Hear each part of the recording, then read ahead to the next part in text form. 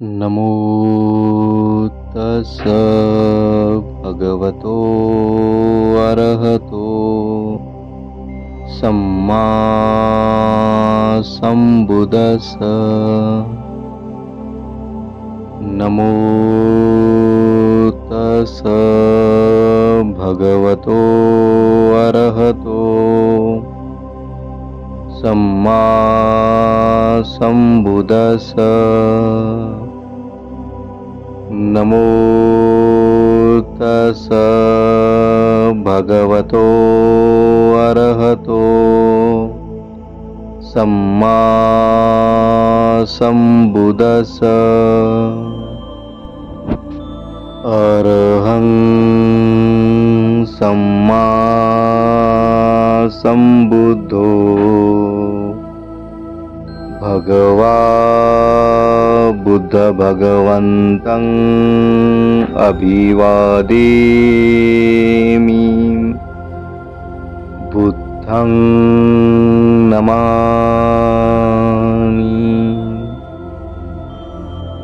स्वागतो भगवता धम्मो धम्मं नमस्सामि। धम्मं नमामि।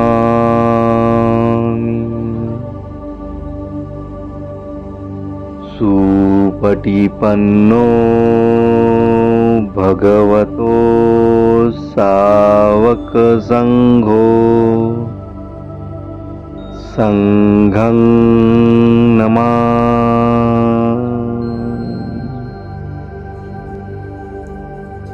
बोधिसत्व ईशरत्न डॉक्टर बाबासाहेब आंबेडकर लिखित ग्रंथराज बुद्ध आणि त्यांचा धम्म खंड 1 प्रथम खंड भाग 1 4 आसित मुनीचे आगमन। बालकाच्या जन्मसमयी आसित नावाचे महामुनी हिमालयात वास्तव्य करीत होते। आसित मुनीने ऐकले की स्वर्गातील देवता बुद्ध नावाचा घोष करीत आहेत आणि त्यांना प्रतिध्वनी असामतात घुमत आहे। त्यांना असे दिसले की स्वर्गातील देवता आनंदाने नाचत बागडत प्रसन्नतेने आपले वस्त्रप्रवाने झुलवीत विहार करीत आहेत। त्यांनी विचार केला की ज्या भूमीत बुद्ध जन्मला त्या जागी जाऊन जर मी त्यांचा शोध घेतला तर मी किती बरे होईल। आपल्या अंतर्चक्षुनी संपूर्ण जम्बूद्वीपाचा शोध घेतल्यानंतर आसित मुनींना असे दिसले की शुद्धोधनाच्या घरी आपल्या दिव्य तेजाने चमकणाऱ्या एका बालकाने जन्म धारण केला आहे आणि या बालकाचा जन्म हेच या देवतांच्या प्रसन्नतेने उचंबळून येण्याचे कारण आहे। त्यानंतर महान आसित मुनी उठले। त्याने आपला भाचा नरदत्त यांच्यासह शुद्धोधनाच्या राजप्रसादाकडे प्रस्थान केले आणि ते राजप्रसादाच्या प्रवेशद्वाराजवळ येऊन उभे राहिले। महान आसित मुनींना असे दिसले की शुद्धोधनाच्या राजप्रसादाच्या प्रवेशद्वाराजवळ मोठा जनसमुदाय एकत्र झाला आहे। म्हणून आसित मुनी द्वारपालाजवळ जाऊन म्हणाले, हे द्वारपाला, राजाला सूचित कर की प्रवेशद्वारात एक तपस्वी उभा आहे। द्वारपाल राजाकडे गेला आणि हात जोडून प्रार्थनेच्या स्वरात म्हणाला, हे राजा, एक वयोवृद्ध तपस्वी आपल्या द्वारी उभा आहे। त्यांनी आपणाशी भेटण्याची इच्छा व्यक्त केली आहे। राजाने आसित मुनीसाठी आसन सिद्ध केले आणि द्वारपालाला म्हटले, त्या तपस्व्याला आत घेऊन ये। त्यानुसार द्वारपाल बाहेर येऊन आसित मुनींना म्हणाला, मुनिवर कृपया यावे। त्यानंतर आसित मुनी राजा शुद्धोधनाजवळ जाऊन उभे राहिले आणि राजाचा विजय असो, राजा चिरायू हो, राजा न्यायाने आणि नीतीने राज्य करो असे आशीर्वचन दिले। त्यानंतर शुद्धोधनाने आदराने आसित मुनीला साष्टांग प्राणिपात केला आणि त्यांना आसन ग्रहण करण्याची विनंती केली। मुनींनी सुखपूर्वक आसन ग्रहण केल्यानंतर शुद्धोधन म्हणाला, हे मुनिवर, मी आपणास यापूर्वी कधी पाहिल्याचे आठवत नाही। आपल्या आगमनाचा हेतू काय?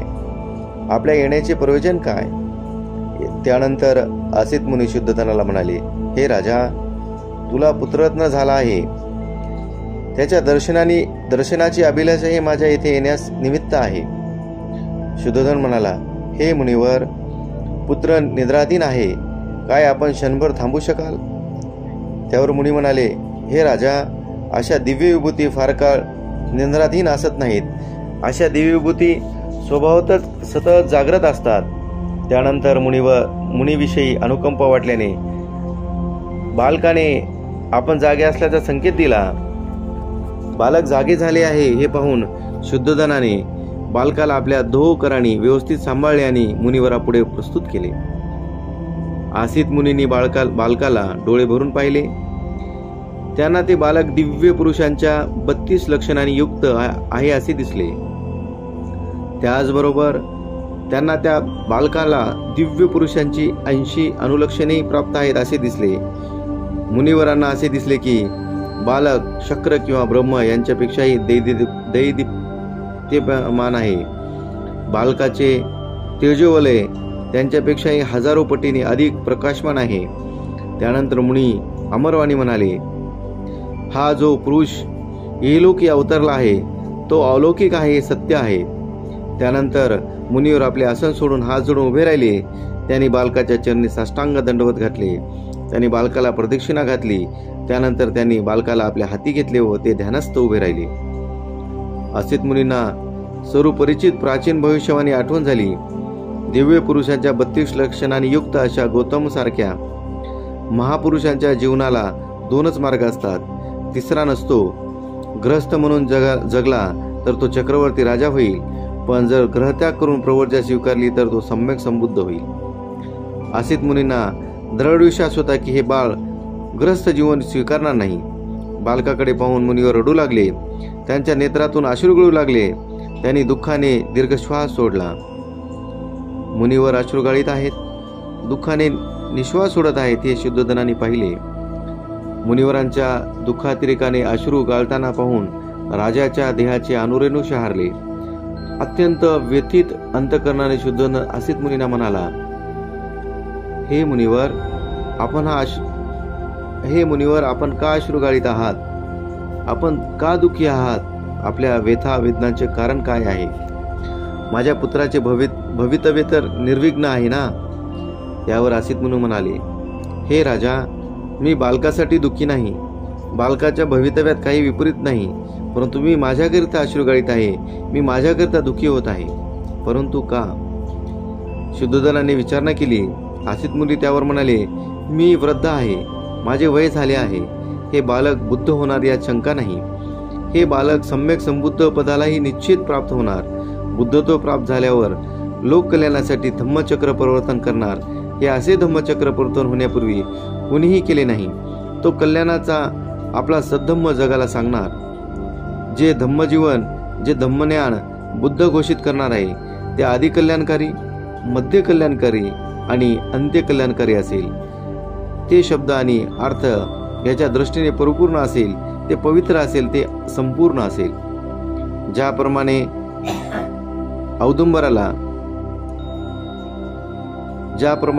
औदुंबराला कधी काळीच क्वचित जागी पुष्प येते, त्याचप्रमाणे अनंत युगानंतर या भूतलावर श्रद्धेय बुद्ध अवतरतात. हे राजा, हे बालक बुद्धत्व प्राप्त करील, सम्यक संबुद्ध पदाला प्राप्त होईल या शंका नाही. हे बालक बुद्धत्व प्राप्त झाल्यानंतर अनंत प्राणी मात्रांना या दुःखमय भवसागरातून पलीकडे घेऊन जाईल. जिथे सुख असेल, शांती असेल, समाधान असेल. परंतु मी बुद्धाला पाहू शकणार नाही. माझे अश्रू गाळण्याचे, माझ्या दुःखाचे हे राजा कारण आहे. मी माझी श्रद्धासुमने या बुद्धाला अर्पण करू शकणार नाही. त्यानंतर राजाने मुनीवर त्यांचा भाचा नर्दत यांना यथोचित भोजन व वस्त्रदान केली आणि मुनीभोवती प्रदक्षिणा घातली. त्यानंतर असित मुनी नरदत्ताला म्हणाले, नरदत्त, जेव्हा तुला समजेल की बालक बुद्धत्वाला प्राप्त झाले आहे तेव्हा त्याच्याकडे जा व त्याच्या धम्माला शरण जा, त्यातच तुझे कल्याण आहे. एवढे बोलून असित मुनीने राजाचा निरोप घेतला आणि आपल्या आश्रमाकडे प्रयाण केले. महामायेचा मृत्यू. बालकाच्या जन्माच्या 5व्या दिवशी नामकरण संस्कार विधी करण्यात आला. बालकासाठी सिद्धार्थ हे नाव निवडले गेले. बालकाचा वंश गौतम होता म्हणून लोकात तो सिद्धार्थ गौतम म्हणून प्रसिद्ध पावला. जन्म आणि नामकरणाचा आनंदी उल्हासी सोहळा उपभोगीत असतानाच महामाया अचानक आजारी पडली आणि तिच्या आजाराने गंभीर रूप धारण केले. आपल्या मूर्तीची तिला चाहूल लागली. तिने शुद्धोधन आणि प्रजापती यांना आपल्या शय्येजवळ बोलून घेतले. ती म्हणाली, आसित मुनीने माझ्या पुत्राविषयी जी भविष्यवाणी केली आहे ती सत्य होणार यात मला शंका नाही. माझे दुःख हे आहे की ती भविष्यवाणी सत्य झाल्याचे पाहण्यासाठी मी जिवंत असणार नाही. माझा पुत्र लवकरच मात्रविहीन होणार, परंतु माझ्यानंतर त्यांचे संगोपन, त्याचे पालनपोषण आणि त्याचे भवितव्य याविषयी मी तीळ मात्रही चिंतित नाही. हे प्रजापती, मी माझे बाळ तुला स्वाधीन करत आहे. मला विश्वास आहे तू त्याच्यासाठी आईपेक्षा श्रेष्ठ ठरशील. आता दुःख करू नका. मला मृत्यूला समोर जाण्याची अनुज्ञा द्या. मृत्यूदूताचे आमंत्रण आले आहे, ते प्रतीक्षारत आहेत. एवढे बोलून महामायेने अंतिम श्वास सोडला. शुद्धोधन आणि प्रजापती यांना अंतिम दुःख झाले. अतीव दुःख अतिसाराने ते धाय पकडून रडू लागले.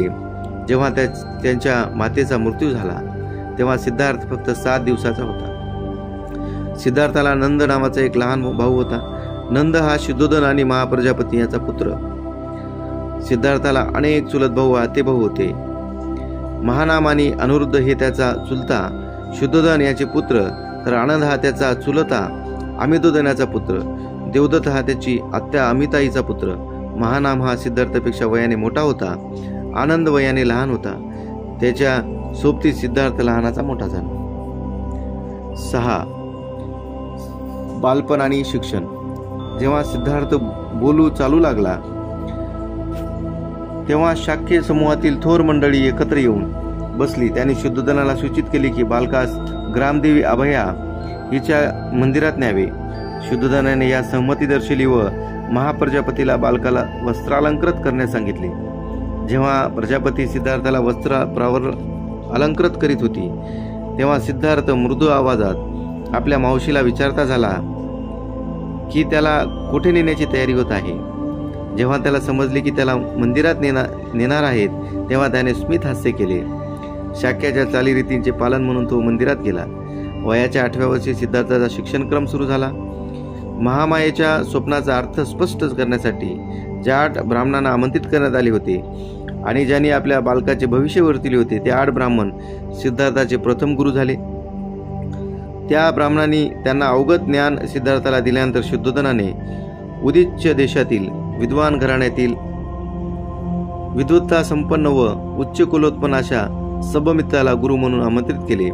सब्बमित्त हा भाषाविद्ध, वैयाकरणवेद्य, वेदांग आणि उपनिषदाचा ज्ञाता होता. सुवर्णाच्या झारीतून हातावर दानाचे दंड उदक सोडल्यानंतर शुद्धोधनाने बालकाला सब्बमित्ताच्या स्वाधीन केले. सब्बमित्ता हा सिद्धार्थाचा दुसरा गुरु होय. सब्बमित्ताजवळ सिद्धार्थाने त्याकडे प्रचलित अशा सर्व दार्शनिकांचे अध्ययन केले. याशिवाय सिद्धार्थाने भारद्वाजाकडून चित्ताची एकाग्रता आणि समाधी यासंबंधी प्रशिक्षण प्राप्त केले. भारद्वाज हा आलारकर्माचा शिष्य होता. त्याचा आश्रम कपिलवस्तू नगरीतच होता. 7. मुलाचे पाय पाळण्यात.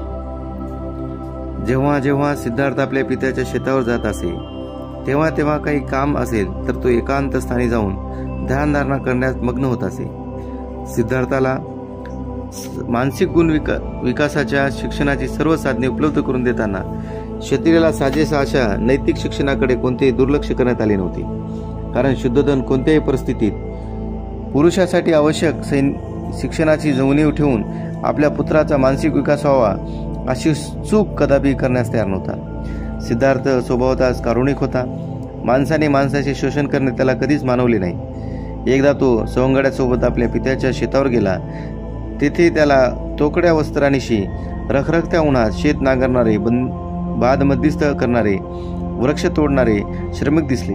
हे दृश्य पाहून त्याने हृदय भारून आले. एका माणसाने दुसऱ्याचे शोषण करावे हे निश्चित उचित आहे काय, असा प्रश्न त्याने आपल्या सवंगड्यांना केला. श्रमिकांनी श्रम करावे आणि स्वामीने त्याच्या श्रमाची फळे भोगावीत हा न्याय कसा असू शकतो. काय बोलावे त्यांच्या मित्रांना समजले नाही. कारण त्यांच्या जीवनाच्या परंपरागत तत्वज्ञानावर विश्वास होता. हे तत्वज्ञान म्हणजे श्रमिक सेवेसाठी जन्माला आला आहे आणि स्वामीची सेवा चाकरी करणे ही त्याची नियती आहे. शाक्य व मंगल पर्वल नावाचा उत्सव साजरा करीत असत. पेरणीच्या प्रसंगी साजरा केला जाणारा हा एक ग्रामीण उत्सव होता. या दिवशी प्रत्येक शाक्याने स्वतःचे शेत स्वतः नांगरायचे ही प्रथा होती. या प्रथेचे पालन सर्वांना अनिवार्य होते. सिद्धार्थाने या प्रथेचे सतत पालन केले. तो स्वहस्ते आपली शेतजमीन नांगरत असत. जरी सिद्धार्थ बुद्धिमान होता तरी त्याला शरीरश्रमाची गणना नव्हती. तो क्षत्रिय कुलोत्पन्न होता. त्याला धनुर्विद्या अवगत होती. अन्य शस्त्रविद्येत तो प्रवीण होता. तरीही त्याला आकारण प्राणीमात्रांना ठार मारणे आवडत नसे. तो शिकारी दलासोबत शिकारीस जाण्यास नकार देत असे. त्याने मित्र त्याला म्हणत असत, तुला वाघाची भीती वाटते. व्यंग दाखवी तो म्हणत असे, मला माहीत आहे तुम्ही वाघाची शिकार करणार नाही. तुम्ही निरउपद्रवी अशा मृगाची सश्याची मृगया करणार आहात. त्याचे मित्र म्हणत, हवं तर तू मृगयेत सहभागी होऊ नकोस, पण तुझे मित्र कसा अचूक लक्षवेध करतात, निदान ते तरी पाहायला तू ये. अशी निमंत्रणे सिद्धार्थ नाकारीत असे. तो म्हणत असे, मला निरुपद्रवी प्राण्याची हत्या होताना पाहणे आवडत नाही. सिद्धार्थाच्या या आणि अशा प्रवृत्तीविषयी प्रजापती गौतमीला खूप चिंता वाटत होती. ती त्याच्याशी युक्तिवाद करीत असे. ती म्हणे, तू ही विसरलास की तू क्षत्रिय आहेस. युद्ध करणे हे तुझे कर्तव्य आहे आणि युद्धकला मृगयाने अवगत होत असते, शिकारीने अवगत होत असते. शिकारीने अचूक लक्ष्यभेद साध्य करता येतो. लढवया वर्गासाठी शिकार म्हणजे प्रशिक्षण शाळाच होय. सिद्धार्थ बरेचदा गौतमीला विचारित असे, परंतु माते क्षत्रियांना युद्ध का करावे? आणि गौतमी उत्तरीत असे, कारण त्याचे ते कर्तव्य आहे. त्याच्या या उत्तराने सिद्धार्थ कधीही समाधान होत नसे. तो गौतमीला विचारित असे, मला हे सांग की माणसाने माणसाला ठार मारणे हे माणसाचे कर्तव्य कसे असू शकते? गौतमी प्रतिवाद करायची अशी प्रवृत्ती संन्याशाला सोपते, परंतु क्षत्रियाने लढलेच पाहिजे. जर ते लढले नाही तर राज्याचे रक्षण कोण करणार? परंतु माते, जर सर्व क्षत्रिय परस्परावर प्रेम करू लागले, एक दुसऱ्याबरोबर प्रेमाने राहू लागले, तर हत्या न करताही त्यांना आपापल्या राजाचे रक्षण करता येणार नाही काय? सिद्धार्थ विचारित असे. गौतमी निरुत्तर होऊन त्याला त्याच्या मनस्थिती सोडून जात असे. ध्यानधारणेत सहभागी होण्यासाठी तो आपल्या विशिष्ट मित्रांना प्रेरित करीत असे. हो, त्यांना ध्यानासाठी योग्य प्रकारे आसन मांडण्यास शिकवित असे. विशिष्ट विषयावर चित्त केंद्रित करण्याचे धडे तो त्यांना देत असे. तो त्यांना निवडक विचारावर लक्ष केंद्रित करण्याचा उपदेश देत असे. मी सुखी हो, माझे गणगोत्र सुखी होत, सर्व प्राणी मात्र सुखी होत. त्याचे मित्र ही बाब मनाला लावून घेत नसत. ते त्याला हसत असत. डोळे लावून तो ध्यानाच्या विषयावर ध्यान केंद्रित करून शकत नव्हते. त्याऐवजी त्यांच्या मनचक्षुपुढे हरणाची शिकार दिसत असे किंवा पंचपक्वानाची ताटे तरी दिसत असत. त्यांच्या मातापित्याला त्याचा हा समाधीकडील कल आवडत नसे. त्यांना ही प्रवृत्ती क्षत्रियाच्या जीवनाशी विरोधी आहे असे वाटत असे. सिद्धार्थाचा असा दृढ विश्वास होता की योग्य विषयाची ध्यानधारणा केल्यास जगात सर्व मैत्रीभावना विकसित होऊ शकते. तो आपल्या मुद्द्याचे समर्थन करीत असे. जेव्हा आम्ही जिवंत सृष्टीविषयी प्राणीमात्राविषयी विचार करतो तेव्हा आमच्या मनात भेदाभेद उपजतात. आम्ही शत्रूपासून मित्रांना वेगळे करतो. आम्ही पाळीव प्राण्यापासून मानव प्राण्याला वेगळे करतो. आम्ही आमचे मित्र आणि पाळीव प्राणी यांच्यावर प्रेम करतो. आम्ही शत्रू आणि जंगली श्वापदाचा द्वेष करतो. या द्विधावृत्तीवर आम्ही विजय मिळवलाच पाहिजे. व्यावहारिक जीवनाचा स्तर उंचावणे ध्यानधारणेच्या माध्यमातूनच शक्य आहे. त्याची विवेकवृत्ती अशी होती. त्याचे बालपणी अत्यंत करुणामय होते. एकदा तो आपल्या पित्याच्या शेतावर गेला. मध्य हा समय झाडाखाली विश्राम करताना तो आसमंतातील शांती व सौंदर्याचा आस्वाद घेत होता. अशा स्थितीत तो बसला असताना नेमका त्याच्या पुढ्यात आकाशातून एक पक्षी येऊन पडला. पक्षी बाणाने घायल झाला होता. बाण त्या पक्षाच्या शरीरात खोलवर रुतला होता. वेदनाने तो पक्षी तडफडत होता. सिद्धार्थ त्या पक्षाच्या साह्याला धावून गेला. त्याने पक्षाच्या शरीरात रुतलेला बाण काढला. जखमेवर उपचार केला. पक्षाला पाणी पाजले. त्याने पक्षाला उचलले. तो जेथे बसला होता तेथे परत आला. त्याने पक्षाला वस्त्रात गुंडाळले आणि त्याला ऊब यावी म्हणून आपल्या हाताशी छातीशी धरले. या निरपराध पक्षाला कोणी मारले असावे? सिद्धार्थाला आश्चर्य वाटले. तेवढ्यातच त्याचा आतेभाऊ शिकारीच्या वेशात अस्त्रशस्त्रासहित त्याच्या पुढे उपस्थित झाला. त्याने सिद्धार्थाला सांगितले की त्याने आकाशात उडणाऱ्या एका पक्षाला बाण मारला आहे. बाण पक्षाला लागला आहे. पक्षी घायल झाला. थोडे अंतर उडत जाऊन पक्षी जवळपास कुठेतरी पडला. नंतर देवदत्ताने सिद्धार्थास विचारले, तू तो पक्षी पाहिला आहेस का? सिद्धार्थाने होकारार्थी उत्तर दिले आणि त्याने त्याला तो पक्षी दाखविला. पक्षी आतापर्यंत पूर्णपणे स्वस्थ झाला होता. देवदत्ताने तो पक्षी त्याच्या स्वाधीन करावा अशी मागणी केली. सिद्धार्थाने सपशेल नकार दिला. दोघात निकराचा विवाद सुरू झाला. देवदत्ताने वाद मांडला की तो पक्षाचा स्वामी आहे, कारण मृगयेच्या नियमानुसार, शिकारीच्या नियमानुसार शिकार करतो तोच त्या प्राण्याचा स्वामी असतो. सिद्धार्थाने शिकारीच्या या नियमाच्या वैधतेलाच आव्हान दिले. त्याचा प्रतिवाद असा होता की जो रक्षण करतो त्याला स्वामित्वाचा अधिकार असतो. जो हत्या करू इच्छितो तो स्वामी कसा असू शकेल? कोणताही पक्ष माघार घेण्यास तयार नव्हता. हा विवाद निर्णयासाठी लवादाकडे सोपविण्यात आला. लवादाने सिद्धार्थ गौतमाचा युक्तिवाद स्वीकारला. देवदत्त त्याचा कायमचा शत्रू झाला. परंतु गौतमाची करुणा इतकी विशाल होती की आते भावाच्या सद्भावना जपण्यापेक्षा एका असह्य पक्षाचा जीव वाचविणे त्याने सोयीस्कर जाणले.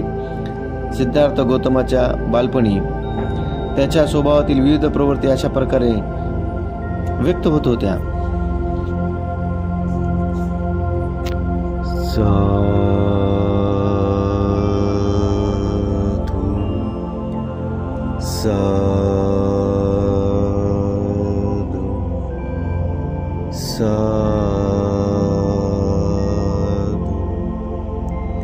सरनेतेय्य नत्थि मे शरणांगाय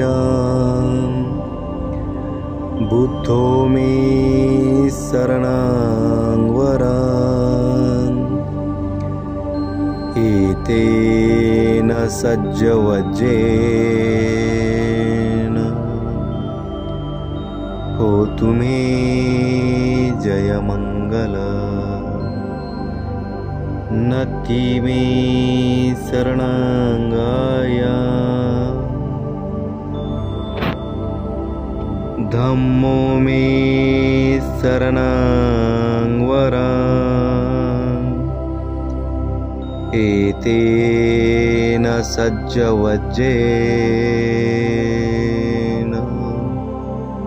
होतु मे जयमंगल. नत्थि मे शरणांगाय संघो मे शरणांगवरान् एतेन सज्जवज्जेन होतु मे जयमंगल. साधु साधु साधु.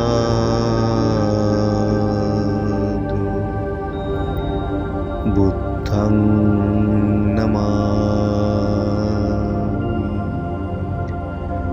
धम्मं नमामि,